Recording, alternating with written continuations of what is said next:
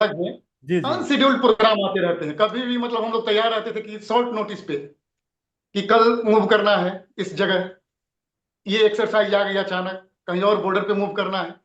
तो लाइफ हम लोगों की मतलब मोस्टली डिस्टर्ब रहती थी और टफ लाइफ थी। कभी भी ऐसा नहीं लगा कि मैं ट्रबल में हूँ, उसको जी मैंने जी बहुत पॉजिटिव लिया और इंजॉय किया मैं बेसिकली। जी जी जी जी जी उस लाइफ को भी इंजॉय मैं किया हूँ। इतना टफनेस होने के बाद भी स्क्वाड्रन में एक खासियत भी है कि जो भी टफनेस है उसको कंपेंसेट करने के लिए बहुत सारी चीजें रखी जाती है साइड में। जी जी जी जी लाइक ये जो पार्टीज है, ये म्यूजिकल प्रोग्राम्स हो गया, ये सब चीजें रहती हैं, पिकनिक, कहीं कुछ ना कुछ लेडीज के लिए भी प्रोग्राम हुआ करता था अलग से जी स्क्वाड्रन में। जी जी जी तो जी सब लोग इंस्पायर होते थे, मतलब लेडीज को भी साथ में लेके चलना था कि वो ट्रबल में नहीं आ जाए कि बाकी लोगों से कंपेयर करने लगे कि इनके हस्बैंड तो मतलब इजी रहते हैं, आप लोगों की लाइफ ऐसी रहती है।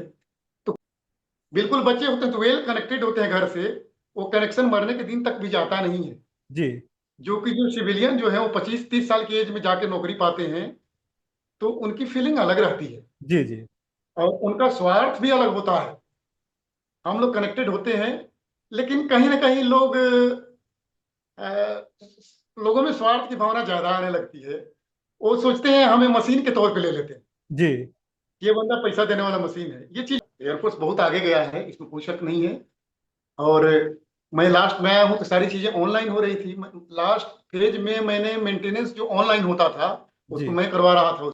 साल 1980 का समय, बिहार के धनबाद में एक छोटे से कमरे में रहने वाला 15-16 साल का एक बालक, जो आंखों में कभी बीआईटी सिंदरी के सपने देखता तो कभी मन में देश के प्रसिद्ध साइंस कॉलेज ऑफ पटना की कल्पना करता, पर धन की कमी उसके सारे सपनों पर पानी फेर जाती।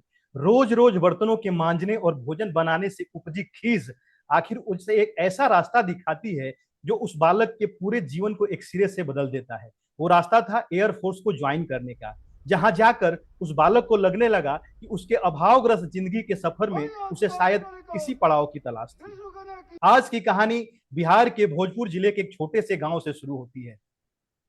गंगा मैया के किनारे बसा गांव हिरखी पिपरा, जहां के साधारण से परिवार में जन्मा एक बालक, पिता गांव के मिडिल स्कूल के हेडमास्टर थे, पर उनका मन शिक्षा की चौहद्दी में नहीं बनता था। समाज सेवा की ललक इतनी थी कि उन्होंने स्थायी नौकरी तक छोड़ दी थी, पर उस निर्णय ने घर की आर्थिक रीढ़ को तोड़ डाला और उस बालक का बचपन जिम्मेदारियों की छांव में बड़ा होने लगा। बालक ने बगल के सहजौली के हाई स्कूल से 11वीं तक की पढ़ाई की और वो पहुंचा लगभग 500 किलोमीटर दूर धनबाद, जहां छात्रावास के जीवन ने उसे सिखाया कि कभी कभी पेट की भूख आत्मा के स्वप्न को भी निगलने को तैयार होती है। फिर आया मई 1982 का वो दिन जब उसने वायुसेना की वर्दी पहनी। फाइटर जेट्स की गड़गड़ाहट ने 38 वर्षों तक देश के कई स्क्वाड्रनों के साथ देश की हिफाजत की, और जब उसने 57 की उम्र में वर्दी उतारी तो एक गौरवशाली जीवन अनुभव था उसके पास, एक राजपत्रित अधिकारी के रूप में। पर उसकी कहानी यहां आकर खत्म नहीं होती। आज वे नागपुर के एक प्रतिष्ठित स्कूल में प्रिंसिपल हैं।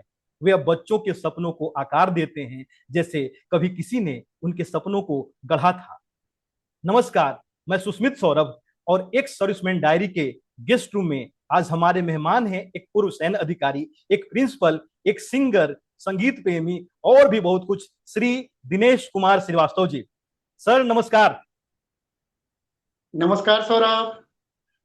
सर, आपकी कहानी से गुजरने पे, उससे होकर जाने पे, पता नहीं क्यों एक फाइटर वाली फीलिंग आती है। एक लड़का था जो बचपन से ही फाइटर वाली प्रवृत्ति रखता था। घर में अभाव, पिता ने अपनी नौकरी छोड़ दी थी तो जाहिर सी बात है कि आर्थिक तंगी तो हो ही गई थी। उसके बाद भी उसने 11वीं तक की पढ़ाई अपने गांव से पूरी की। फिर वो पहुंच गया धनबाद, और धनबाद में उसने अपनी पढ़ाई शुरू की। सपने थे आईआईटी के, बीआईटी सिंदरी के। उस समय बिहार का सबसे नामी कॉलेज, क्या बिहार क्या मैं कहूँ, एशिया में उसका नाम था कॉलेज का, साइंस कॉलेज ऑफ पटना। उसमें भी आपका चयन हुआ।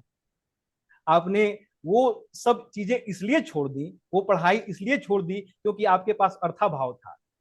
अंत में जब आप थक गए बर्तन मांजते मांजते और खाना बनाते बनाते, तो आपने रास्ता अख्तियार किया कि हमें वायुसेना में जाना है। सर, एक बार मुझे उस कहानी को बताएंगे सर।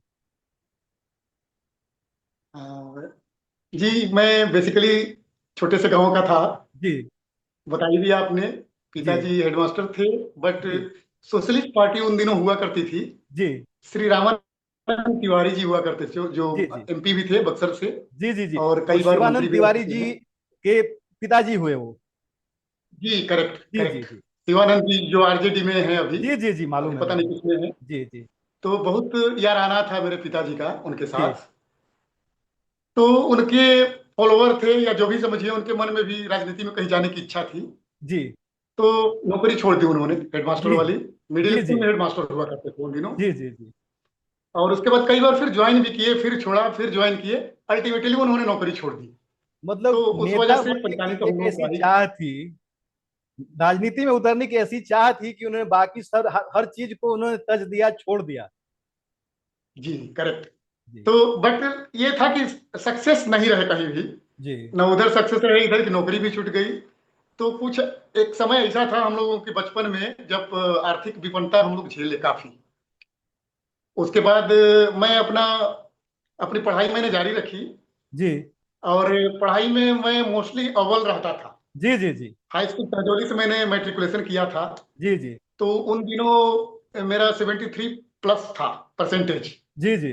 और टॉपर जो हुआ करते थे, मेरे को लग रहा है कि 80 के इर्द गिर्द जाते थे। उस समय तो काफी इतने बढ़िया मार्क्स माना जाता था उन दिनों। उस समय इतने नंबर कहाँ आया करते थे, इतना इतना मार्क्स कहाँ मिलते थे लोगों को? 60%! फर्स्ट डिवीजन लाना बहुत बड़ी चीज होती थी। जी। जी तो ये है कि कहीं ना कहीं इंस्पायर किया पिताजी ने पढ़ने के लिए, और मैंने मन लगा के पढ़ाई भी किया। जी और वहां से मैट्रिकुलेशन होने के बाद जो बताया ही आपने, मेरा सिलेक्शन तो उधर भी मतलब मिल सकता था। जी पटना जी साइंस कॉलेज जो ख्वाब है। उन दिनों मेरे मामा जो है, मामा आज मेरे डॉक्टर हैं कोलकाता में। जी और मेरे दो मौसेरे भाई बीआईटी सिंदरी से, जी जी उन जी। लोगों ने इंजीनियरिंग किया था। क्या बात है! तो उन लोगों को देख के हमें प्रोत्साहन मिलता था कि हम भी इंजीनियरिंग एक करेंगे। प्रतियोगिता की मिनिमम भावना मेरा होती सपना था है, कि बीआईटी। हाँ, अपने अगल बगल के भाई बहनों रिश्तेदारों को देख के एक प्रतियोगिता की भावना मन में आती है कि जब उन्होंने किया तो जी, मैं क्यों नहीं कर सकता। बिल्कुल बिल्कुल। जी वो हम उनको देख के हम काफी इंस्पायर होते थे। दो मेरे मौसी के बेटे थे। जी तो जी उन लोगों ने बीआईटी सिंदरी से किया था। और बीआईटी सिंदरी आज भी एक बढ़िया इंस्टीट्यूट में से है। जी जी। उन दिनों तो नंबर वन पे था बिल्कुल। बिहार में। तो मेरा सपना कहीं कहीं कहीं मोटा मोटी ये था कि बीआईटी सिंदरी से मैं भी इंजीनियरिंग करूंगा। जी जी तो जी। रह गया बाकी बाकी रह गया। धनबाद में मैं पहुंचा 12 करने के लिए। 12 के बाद मतलब आईएससी हुआ करता था उन दिनों। और वहाँ राजा शिव प्रसाद कॉलेज हुआ करता है झरिया में। आई थिंक आजकल बंद हो गया शायद, अब नहीं है। तो उससे मैंने इंटरमीडिएट शुरू किया था। बाद में मेरा सिलेक्शन हो गया एयरफोर्स जी में। जी जिस बंदे ने मेरे को फॉर्म ले आके दिया था वो बंगाली बाबू थे एक। उनका सिलेक्शन नहीं हुआ जी और जी मेरा हो गया, दोनों ने साथ में भरा जी जी। था। और मई 1982 में मैं ज्वाइन कर लिया इधर एयरफोर्स। उसके बाद से एयरफोर्स की जिंदगी शुरू हो गई। बड़ा भावात्मक सफर रहा सर आपका। अब बात करते जी हैं आपके पेशे की। आप जी वायुसेना में एक फाइटर स्क्वाड्रन में रहे, थ्रू आउट आपने फाइटर जी स्क्वाड्रन में काम किया। तो जहां तक बात आती है फाइटर स्क्वाड्रन में फाइटर एयरक्राफ्ट का काम करने वाले लोगों की, तो सामान्य लोगों से वो किस तरह से अलग होते हैं? कहने का मतलब कि कैसे मैनेज कर पाते हैं अपने पत्नी को, अपने बच्चों को समय कैसे दे पाते हैं? फाइटर स्क्वाड्रन के अपने सब शेड्यूल हैं। अनशेड्यूल्ड बहुत ज्यादा हैं। उनके मिशन अलग हैं। बाकी एयरफोर्स में जो भी फ्लीट है, जी उनसे वो टोटली अलग है। जी जी अनशेड्यूल्ड प्रोग्राम आते रहते हैं कभी भी। मतलब हम लोग तैयार रहते थे कि शॉर्ट नोटिस पे कि कल मूव करना है इस जगह, ये एक्सरसाइज आ गई अचानक, कहीं और बॉर्डर पे मूव करना है। तो लाइफ हम लोगों की मतलब मोस्टली डिस्टर्ब रहती थी। और टफ लाइफ थी। कोई टाइम, कोई इस तरह की चीज नहीं थी कब सुबह जाना है, नाइट फ्लाइंग फ्लाइंग होगी तो कब लौटना है। कोई शेड्यूल नहीं था। कोई समय नहीं तो होता है। टफ लाइफ हम लोगों ने झेला है। अब उसमें इस लाइफ में यही रहा है कि वाइफ ने मतलब उसमें बहुत काफी मतलब सपोर्ट किया। क्योंकि बच्चों को हम टाइम तो दे नहीं पाते थे। पढ़ाई लिखाई जो भी टाइम मिलता था मैं उनको गाइड करता था। लेकिन हमारे पास इतना टाइम हुआ नहीं करता था। जी जी तो जी कुल मिला के लाइफ टफ थी। जी जी कई बार मुझको याद है कि इंसिडेंट आपको छोटा सा बताऊं। छठ कर रहे थे हम लोग। छठ की सारी तैयारियां हो चुकी थी, जी संधिवत जी वगैरह होता है वो सब कुछ हो गया था। और जी उसके बाद ऐसा शेड्यूल आया कि मूव करना है हमें वेस्ट बंगाल, जी जी जी कहीं पंजाब वाले एरिया में था मैं। तो ऑल ऑफ ए सडन जो है छठ छोड़ के मूव करना पड़ा। मैं बोला कि तुमको करना है करो, बाकी लीव कर देते हैं। तो बोले कि नहीं मैं करूंगी आप। तो इस तरह के शेड्यूल हम लोगों ने झेला है। टफ लाइफ रही है सौरभ, नहीं, स्टूडेंट की लाइफ जो है ना मतलब जाहिर सी बहुत टफ बात है रही है। सर कि आप देश सेवा में हैं, जहाँ पे हम सब कुछ जी एक ओर रखते हैं, मातृभूमि की सेवा को, देश की रक्षा जी को सर्वोपरि मानते हैं। और उसी तरह से चाहे जी हमारे लिए जो भी ड्यूटी आए, चाहे हमें उसके लिए अपनी छठ छोड़नी पड़े, कि अपनी लोहड़ी छोड़नी बिल्कुल पड़े या बिल्कुल। दिवाली छोड़नी पड़े, हम सदैव तत्पर हाँ। रहते नहीं ये बात तो थी ही। ये बात मतलब एयरफोर्स में मुझको कभी भी ऐसा नहीं लगा कि मैं ट्रबल में हूँ। उसको हैं। जी मैंने जी बहुत पॉजिटिव लिया और इंजॉय किया मैं बेसिकली। जी जी जी जी जी उस लाइफ को भी इंजॉय मैं किया हूँ। इतना टफनेस होने के बाद भी स्क्वाड्रन में एक खासियत भी है कि जो भी टफनेस है उसको कंपेंसेट करने के लिए बहुत सारी चीजें रखी जाती है साइड में। जी जी जी जी लाइक ये जो पार्टीज है, ये म्यूजिकल प्रोग्राम्स हो गया, ये सब चीजें रहती हैं, पिकनिक, कहीं कुछ ना कुछ लेडीज के लिए भी प्रोग्राम हुआ करता था अलग से जी स्क्वाड्रन में। जी जी जी तो जी सब लोग इंस्पायर होते थे, मतलब लेडीज को भी साथ में लेके चलना था कि वो ट्रबल में नहीं आ जाए कि बाकी लोगों से कंपेयर करने लगे कि इनके हस्बैंड तो मतलब इजी रहते हैं, आप लोगों की लाइफ ऐसी रहती है। तो कुल मिला के मैं इंजॉय किया लाइफ। जी कभी जी भी जी मैंने जी फील नहीं जी किया, महसूस नहीं किया। जी जी जी तो जी बहुत बढ़िया लगा मेरे जी। को। बात करें ट्रेनिंग सेंटर के पहले दिन की, जब आप पहली बार जी। ट्रेनिंग सेंटर में गए होंगे, एक सिविल लाइफ को छोड़ के एक नया लड़का, 16-17 साल का लड़का, जब पहले दिन ट्रेनिंग सेंटर में पहुंचता है, क्या अनुभव होते हैं सर? हाँ, वो अनुभव अद्भुत था। 28 लोग हम लोग पटना से चले थे। जी और आपको पता है कि कोई रिजर्वेशन वगैरह किसी चीज का कोई शेड्यूल्ड चीजें होती नहीं है। बैठा के भेज दिया ट्रेन में। ट्रेन में स्ट्रगल करते हुए हम लोग 2 ट्रेन चेंज करने के बाद पहुंचे, ट्रेनिंग सेंटर पहुंचे। जी जी और रेलवे स्टेशन पर हम लोग के लिए आई थी एक गाड़ी, उसका नाम हुआ करता था क्वीन मैरी। अब पता नहीं वो सिस्टम अभी जिंदा है या नहीं। जी जी क्वीन मैरी एक बहुत ही लंबी सी गाड़ी हुआ करती थी। जी जी उसमें सिर्फ हम ही लोग नहीं, और भी दूसरे स्टेट से भी जो लोग आए थे उनको इकट्ठे लेके बहुत सारे लोग उसमें बैठे अपना सामान रख के। जी तो उस गाड़ी ने ले आके, लंच का टाइम था, हमें मेस में उतार दिया। जी जी और मेस में बोले कि सीधे पहले लंच कर लो, उसके बाद फिर जाना है कहीं बिलेट में, रूम आपको अलाउट होगा। तो बड़ा अद्भुत एक था। खाने के लिए हम लोग पहुंचे। एक एक उसमें जोक भी आता है। हाँ, एक जब मिनट खाने में के लिए हम सर लोग आपको पहुंचे तो रोकूंगा मेस में। कि जी। जब आप मेस में जाते हैं, मेस में पहुंचते हैं, तो याद आता है घर का खाना। माँ सामने मिट्टी पर लेप लगा के एक चौका चौका तैयार करती है, उस पर थाली सजा के रखी जाती है। आपका मनुहार किया जाता है, आपकी मनावन की जाती है कि खा लो खा लो। लेकिन जब आप ट्रेनिंग सेंटर पहुंचते तो कोई पूछने वाला नहीं होता है। आपको खाना है, आप खाइए, अन्यथा आप भूखे रहिए। तो ये बात तो थी, मतलब वहाँ वैसी तो कोई जी जी चीज है नहीं। जी वहाँ तो जी सबके लिए खाना बन रहा है तो नेचुरली अलग रहेगा। बट वो खाना, ट्रेनिंग सेंटर का जो खाना था इनिशियल जो बेसिक में, बहुत बढ़िया खाना था। जी जी तो हम लोगों ने कभी महसूस नहीं किया, वो घर के खाने के बराबर था, उससे बेटर भी हुआ करता था कई बार। जी और उस मेस में याद है पहले दिन जब हम लोग पहुंचे तो पूछा कि वेज खाना है या नॉन वेज। तो हम लोग समझ नहीं पा रहे थे, तो उस पर लोगों ने जोक भी बनाया। जी तो बोला कि वेज नॉन वेज क्या है, तो उन्होंने बोला कि शाकाहारी है या आप मांसाहारी। जी एक लड़का बोला उसी में मजाक मजाक में, मैं बिहारी हूँ। न मैं शाकाहारी हूँ न मैं मांसाहारी हूँ, मैं बिहारी हूँ। बहुत जोक बना उससे। जी जी जी जी जी। तो वो दिन बहुत अद्भुत था। रियली उसके मतलब बाद बहुत अद्भुत था। उसके बाद बाल काट दिए गए आपके। बाल काट दिए तो बहुत मैं रोया था उसमें। बहुत इतने बड़े बड़े बाल करके मैं पहुंचा जी था। जी जी उन दिनों अमिताभ बच्चन वाला वो स्टाइल रखते थे हम लोग, बड़े बड़े बाल। वहां बाल काटने पर पहली बार बहुत महसूस हुआ। वो भी बाल काटने का स्टाइल आपको पता ही है। जी। अब बात आती है, ट्रेनिंग हो गई आपकी। एक बात की जाए सर, जी। जब आप लोग उस समय फौज में आए हाँ थे और आज की हाँ हाँ। फौज, क्या परिवर्तन आए हैं सर? जी। चाहे वो बात करें टेक्नोलॉजी की, बात करें हाँ माहौल हाँ की, बात करें वेतन हाँ। की, क्या क्या परिवर्तन आए हैं? सामाजिक परिस्थितियां, आर्थिक परिस्थितियां कैसे बदली हैं? नहीं, परिवर्तन तो बहुत आए। जी मतलब एयरफोर्स तो काफी मॉडर्नाइज्ड हो गया, मतलब जी ये जी तो मानते ही हैं हम लोग। टेक्नोलॉजी काफी हाई पहुंची है, जी इसमें जी कोई डाउट नहीं है। और लिविंग स्टाइल, लाइफ स्टाइल भी काफी सुधरा है। जी पुराने जमाने में हम लोग जो स्ट्रगल करते थे एकोमोडेशन वगैरह इन सब चीजों के लिए, अभी बहुत बेहतरीन चीजें जी हुई हैं। आप लिविंग इन में भी याद होगा, रहने के लिए काफी सख्ती होती थी उस जमाने में। अभी काफी कुछ फर्क आया है, बहुत जी बढ़िया है। जी जी इकोनॉमिकली भी जो है लोग साउंड हुए हैं। और जो जो स्ट्रगल हम लोगों ने किया था वो चीज नहीं है। But at the same time मतलब लास्ट फेज में मैंने महसूस किया कि जो अभाव के बावजूद भी जो टुगेदरनेस, कोऑपरेशन, आपस में जो भाईचारा था, उसको मैंने देखा कि वो लगभग समापन की ओर था जब मैं जी निकला हूँ सर्विस से। जी जी ये चीज मैं महसूस किया, ये मुझको बहुत मतलब दुखी हुआ मैं इस चीज से। देखा कि वो माहौल बदल रहा है। तो ये मतलब मुझको अच्छा नहीं लगा। एयरफोर्स बहुत आगे गया है, इसमें कोई शक नहीं है। और मैं लास्ट में आया हूँ तो सारी चीजें ऑनलाइन हो रही थी। लास्ट फेज में मैंने मेंटेनेंस जो ऑनलाइन होता था उसको जी मैं करवा रहा था उसमें। जी मैंने जी उसमें पार्टिसिपेट किया था लास्ट फेज में एयरफोर्स में। लेकिन ये चीज मैं देखा, जी कई एग्जाम्पल मैं आपको दे सकता हूँ।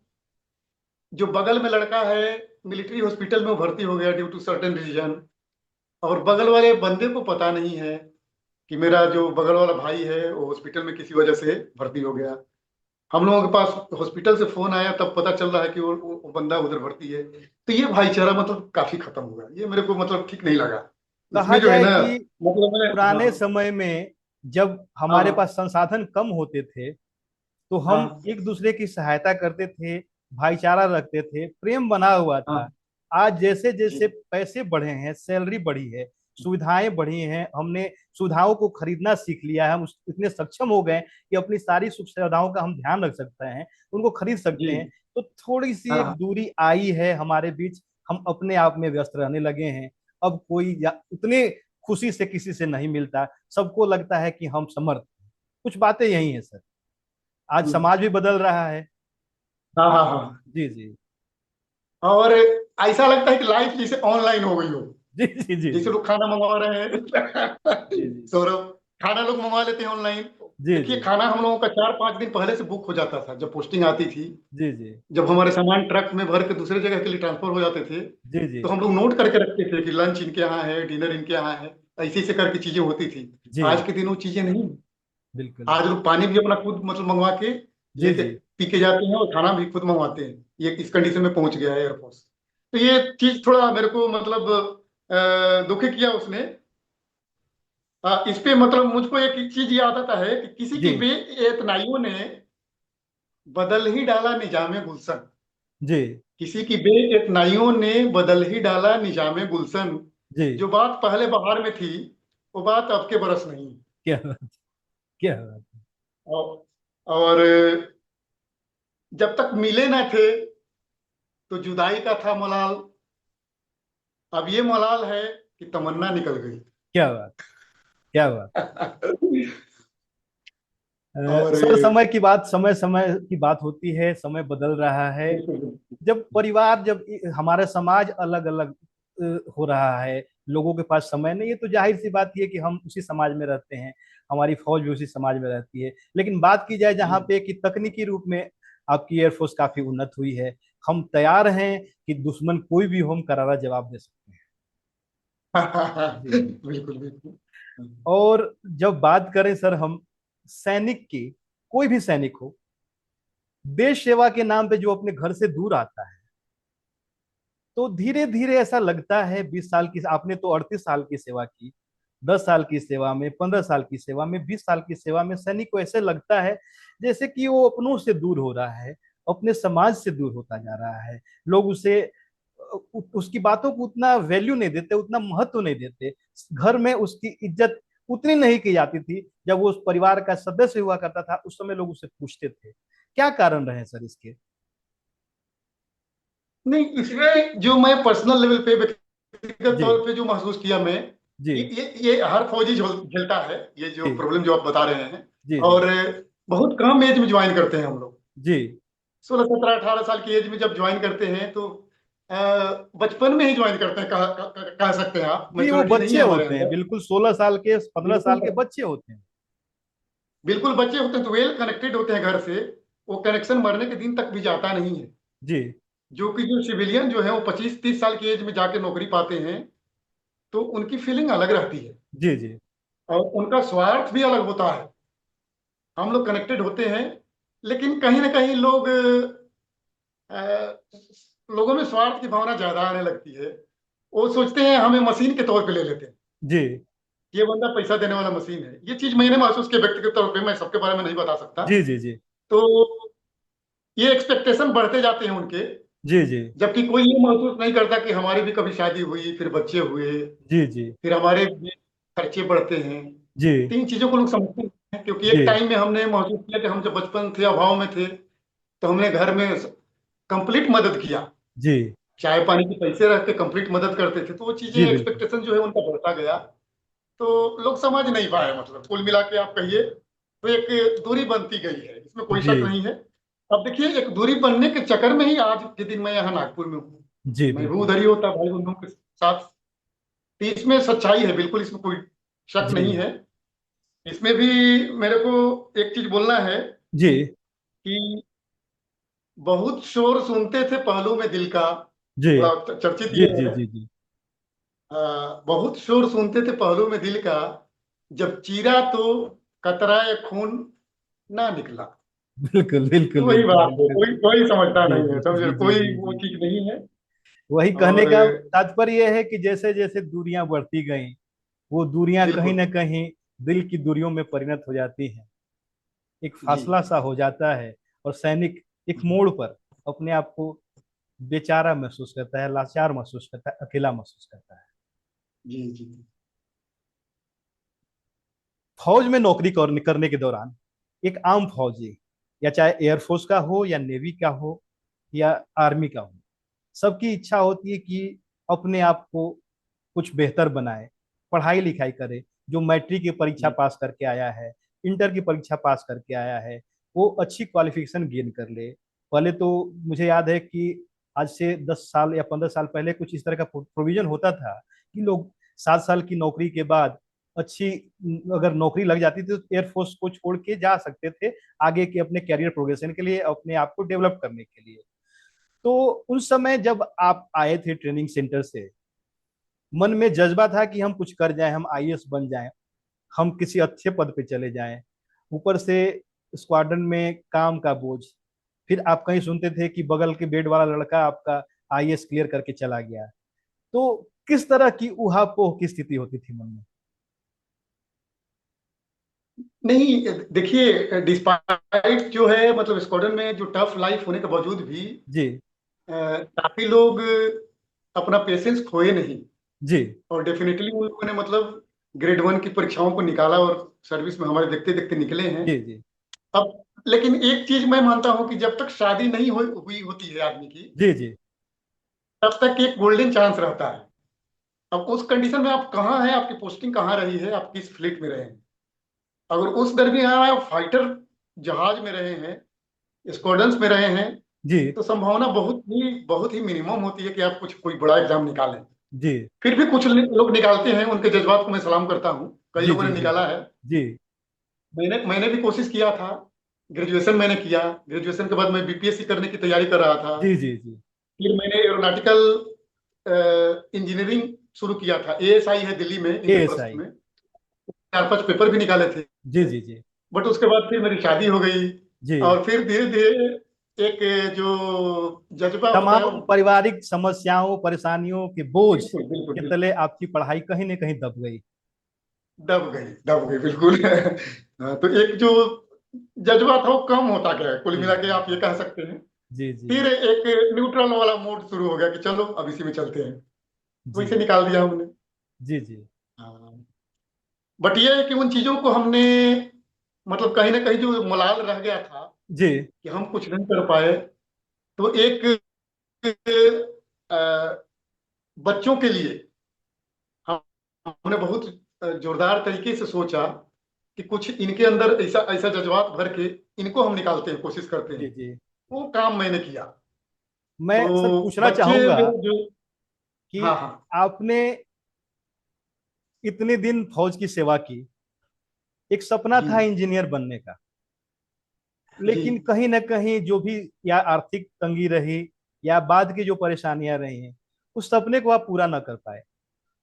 तो एक जब बात उठती है कि हर पिता अपने सपनों को अपने बच्चों के माध्यम से पूरा करना चाहता है, आपकी क्या सोच है, आपको क्या लगा और आपने कैसे सफलता प्राप्त की, जिंदगी में सफलता क्या है?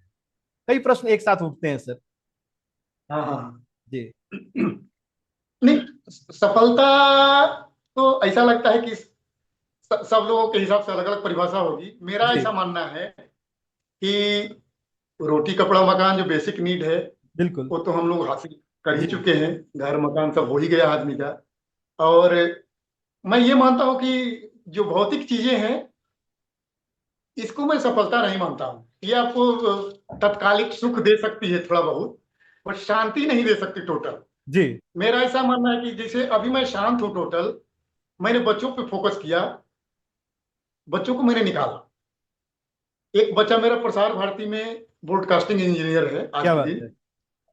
दूसरा आईआईटी से पीएचडी का थीसिस अभी सबमिट कर दिया है। ओके। और कहीं ना कहीं आईआईटी में उसको जी जाने की जी जी संभावना बन रही है। जी जी जी शॉर्टली ज्वाइन करेगा। जी जी जी जी तो इस ये चीज मुझको बहुत तसल्ली देती है। जी और मैं बहुत शांति से जीता हूँ और सोता हूँ जी रात जी में, जी कोई जी टेंशन नहीं है दिमाग में। जी जी जी जी तो मैं मानता हूँ, मैं ऐसा मानता हूँ कि मैं सफल हूँ, जी ऐसा जी। लगता है। बाकी लोग क्या सोचते हैं ये पंक्ति मैं आप बता पे नहीं फिट सकता। बैठती है सर कि पिता अपने सपनों को अपने बच्चों के माध्यम से पूरा करना चाहता है, या कोशिश करता है कि जो सपने वो जी ना पाया, जो जिंदगी वो जीना चाहता है वो जी ना पाया, अपने बच्चों को उस योग्य बनाए और उन्हें उस पद पर देख के वो बड़ा खुश होता है, अंदर से अंदर बड़े आनंद की जी अनुभूति करता है। तो जी। आपको हाँ, बधाई सर इसमें कि आप, इसमें ये भी है कि हाँ, बोलिए बोलिए। आपको बधाई कि आपने अपने बच्चों को इस योग्य बनाया, इतनी कड़ी मेहनत के बाद, इतने बिजी शेड्यूल के बाद भी आप अपने कर्तव्य से डिगे नहीं सर, और आपने, आपकी सफलता यही है सर। जी, बच्चों को मैंने इंस्पायर करके रखा। और इसमें मेरी वाइफ रेनू श्रीवास्तव जी का आप ये समझ लीजिए कि 90% योगदान है। 10% मेरे को जी जब भी टाइम मिला है मैंने फोकस किया है बच्चों के ऊपर। बट टोटल फोकसिंग जो है मेरी वाइफ का है, जिन्होंने इन लोगों को उस लेवल तक पहुंचाया। मैंने इंस्पायर किया, जी उनकी जो कमियां हैं, जो पढ़ने लिखने में जो चीजें होती थी, मैंने उनको ओवरकम करवाया उसको। तो इस मामले में मैं खुश हूँ। मैं जी जी इतना जी जी जी कि जी मैं शांति से मतलब जीता हूँ बिल्कुल। इस मुद्दे में। बात करें मनोरंजन की, तो जहां तक हम जी आपको जानते हैं कि आपको गाने का शौक है, जी जी आप म्यूजिकल इंस्ट्रूमेंट्स एक नहीं दो नहीं 10-10 इंस्ट्रूमेंट्स बजा सकते हैं और बजाते हैं। जी गांव की जी। जो हर कीर्तन की मंडली थी, छठ, हाँ हाँ दिवाली, फगुआ में गाने वालों की जो मंडली थी, उसके आप पुराने सदस्य रहे थे, पुराने वादक रहे थे, और उसको आपने अपने जीवन में धीरे धीरे ढाल लिया, अपना लिया उसको, धीरे धीरे जो चीजें थी बढ़ती गई, वो गुण आप में धीरे धीरे विकसित होते गए। क्या कहेंगे सर? जी। अ, मेरे पिताजी भी ढोलक बजाया करते थे जी गाँव में। जी जी तो उनको भी गाने बजाने का शौक था। जी तो कहीं ना कहीं हेरिडिटरी वो ट्रांसफर हुआ। और ढोल मैं बजाया करता था गाँव में। जी बाकी सर्विस में आने के बाद मैंने बहुत सारे म्यूजिकल इंस्ट्रूमेंट्स सीखे, सेल्फ मोटिवेट होके सीखे। कि किसी कहीं से ट्रेनिंग नहीं लिया मैंने, जी देख देख के मैंने सीखा। मुझको ढोल, नाल, ताशा, बेंगो, ट्रेंगो, हारमोनियम, कैसियो जी। और ड्रम, अच्छा। और भी कई म्यूजिकल इंस्ट्रूमेंट्स है जो मैंने बजाना सर्विस में ही सीखा। जी जी जी इवन ऑक्टोपैड भी मैं लास्ट में बजाया थोड़ा सा, लेकिन फिर मुझको चांस नहीं मिला ज्यादा। उसके बाद से मैं रिटायर हो गया सर्विस से। तो बट अभी भी मैं गाना बजाना करता हूँ, अपना जारी रखता हूँ। मूड फ्रेश करने के लिए मैं कभी कभी प्रैक्टिस करता हूँ। हारमोनियम मेरे पास है, रखा हूँ। और एक चैनल भी अपना वीडियो का छोटा सा बनाया हूँ। तो मेरा वो टाइम पास है। तो अच्छा लगता है हमको। सर्विस में ये काफी कुछ सीखा तुम्हें। पुणे में जब मैं कहीं एक फाइटर की ट्रेनिंग कर रहा था, तो वहाँ मैंने कैसियो और हारमोनियम सीखा था। बाकी चीजें सर्विस में देख देख के मैंने सीखा। जी जी और जी। गाया बजाया भी सर्विस में, एंकरिंग किया, सब कुछ किया हूँ। व्यक्ति की जो सब। लगन होती है बहुत बड़ी शक्ति होती है उसकी, और उसी के जी। फलस्वरूप आप इतने आगे तक बढ़े सर। और अंत में मैं सर आपसे एक प्रश्न पूछना चाहूंगा, जो मैं सभी अपने गेस्ट से पूछता हूँ, मेहमानों से पूछता हूँ। जो हमारी आज की युवा पीढ़ी है, जो फौज में आना जी। चाहती है, या कुछ लोग ऐसे भी हैं जो कि 20 साल 15 साल की सर्विस में फौज से जाना चाहते हैं, उनके लिए आपके क्या संदेश होंगे? नहीं, फौज में आना तो बढ़िया है। मतलब मैं एक दो कमियां देखता हूँ छोटी छोटी। जैसे बच्चे आजकल के पढ़ाई लिखाई तो कर रहे हैं, जो जी जनरेशन है बढ़िया पढ़ाई लिखाई कर रहे हैं। जी जी हेल्थ पे ध्यान नहीं है बच्चों का। मतलब कहीं ना कहीं पढ़ने लिखने में व्यस्त हैं, तो हेल्थ अपना वो गंवा रहे हैं। जी मतलब हम लोग जब पढ़ाई करते थे तो घर के सब काम भी करते थे, फिजिकल भी हम लोगों का बहुत बढ़िया होता था, खेलते कूदते थे। अभी बच्चे वो काम बहुत कम बच्चे कर रहे हैं, परसेंटेज जी उनका डाउन गया है। एक तो ये हो गया। तो मेंटल हेल्थ और फिजिकल हेल्थ, ये दोनों को इम्प्रूव करने की जरूरत है, ये मुझको ऐसा लगता है। जी और बहुत सारे परिवर्तन तो समाज में आज के दिन आए ही हैं, जी जो जी मैं आए दिन देखता हूँ। मतलब पढ़ने लिखने के बाद कई चीजें बिगड़ी भी हैं जी सौरभ, जी जी समाज में। जी जी जी जी। अगल बगल में मैं देख रहा हूँ, पढ़ लिख के लोग बड़े बड़े जॉब पा लिए, उनकी शादियां सक्सेसफुल नहीं हो रही हैं। ये मेरे को तकलीफ होती है। मैं आजू बाजू में मैं देखता हूँ, किसी का तलाक हो रहा है, किसी का केस चल रहा है, किसी ने छोड़ दिया कि मैके में लड़की बैठी है, कहीं कुछ हो रहा है। मोस्ट ऑफ द केसेस मैं देख रहा हूँ, हर 5-10 घर के बाद ये कंडीशन मैं देख रहा हूँ। जी जी शहरों में तो मैं देख रहा हूँ अपने अगल बगल में, गाँव का मेरे को पता नहीं है। तो ये सब चीजें बिगड़ी हैं कहीं ना कहीं। ये हमारी ही पीढ़ी है, हमको लगता है कि हम लोगों ने सही संस्कार इनको नहीं दिए, या क्या कमी रह गई मैं समझ नहीं पा रहा हूँ। जी जी ये जी। सब चीजें ठीक करने की जरूरत है। बच्चों को यही मैं बोलूंगा, पढ़ाई लिखाई कीजिए, फिजिकली मेंटली हेल्दी रहिए, खुश रहने की जरूरत है, ज्वाइन कीजिए सर्विस, जरूरत है आप लोगों की। जी और अच्छा है, मैं तो देखता हूँ एयरफोर्स बहुत ग्रो कर रहा है, बहुत बढ़िया। मैं तो यही बोलूंगा, एयरफोर्स के बारे में, अपनी लाइफ के बारे में अगर कुल मिला के अगर सारांश पूछेंगे तो मैं बोलूंगा एक ही चीज। साहिर लुधियानवी ने एक वो लिखा है, न मुंह छुपा के जिए हम, न सर झुका के जिए, सितमगरों की नजर से नजर मिला के जिए। जी न मुंह छुपा के जिए हम, न सर झुका के जिए, जी जी। सितमगरों की नजर से नजर मिला के जिए। क्या बात है! अब एक दिन एक रात कम जिए तो कम ही सही, लेकिन ये बहुत है कि जिए तो मसाले जला के जिए। क्या बात, बहुत बढ़िया सर, बहुत। तो मैं सर मसाले जला के जिया हूँ, जी, तो सर मुझको आप बिल्कुल हमारे तसल्ली स्टूडियो में है। आए, हमारे गेस्ट रूम में आए, आपने जी। हमें इतना समय दिया, अपने जी। जी। 38 वर्षों की जो सेवा थी उसका सारा सार आपने हमारे समक्ष खोल के रख दिया। जी। युवाओं के लिए इतने अच्छे मार्ग, इतना अच्छा मार्गदर्शन दिया, इतनी अच्छी बातें बताई, उसके लिए सर हम आपके दिल से आभारी रहेंगे सर। और आशा करेंगे कि आप फिर आए हमारे गेस्ट रूम में और हमें अच्छी अच्छी जानकारियां दें। फिर मिलते हैं आपसे सर, जी। तब के लिए नमस्कार। हाँ, थैंक यू सौरभ, आपको भी थैंक जी, यू। मेरा इतना झेलने सुनने के लिए धन्यवाद आपको भी। Thank you so much. Thank you.